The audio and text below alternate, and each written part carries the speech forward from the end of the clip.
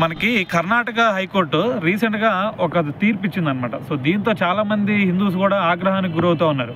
అయితే అక్కడ ఏం జరిగిందంటే, మరి గుడుల్లోకి కొంతమంది ముస్లిం సోదరులు వెళ్ళి అక్కడ ఎవరైతే భక్తులు ఉంటారో వాళ్ళందరికీ కూడా కొన్ని పాంప్లెట్స్ ఇచ్చారనమాట. అయితే ఆ పాంప్లెట్స్ ఇచ్చి వాళ్ళు ఏం చెప్తున్నారంటే, మీ దేవాలయాలలో దేవుళ్ళు వీళ్ళు నిజమైన దేవుళ్ళు కాదు, అల్లాహ్ని నమ్ముకోండి, రోజు మసీదుకి రండి, సో అక్కడ మరి అల్లాహ్ని నమ్ముకుంటే మీకు ఖచ్చితంగా మంచి జరిగిద్ది అని చెప్పేసి వాళ్ళు కొన్ని పాంప్లెట్స్ ఇవ్వటం స్టార్ట్ చేశారనమాట. అయితే వీళ్ళందరినీ పట్టుకొని అక్కడ ఎవరైతే భక్తులు ఉంటారో సో వాళ్ళు వీళ్ళని పట్టుకొని పోలీసులకు అప్పచెప్పారు.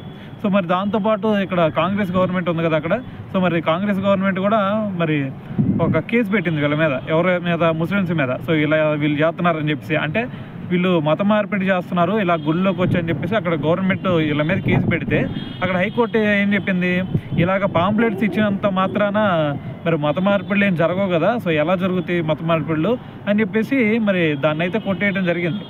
అయితే మరి దీని గురించి అందరూ కూడా ఆగ్రహం వ్యక్తం చేస్తుంది. ఏంటంటే అసలు ఇప్పుడు వాళ్ళు మత మార్పిడి చేశారా లేదా అనేది పక్కన పెడితే వాళ్ళు అసలు ఇలాగొచ్చి చూడటమే పెద్ద తప్పు కదా.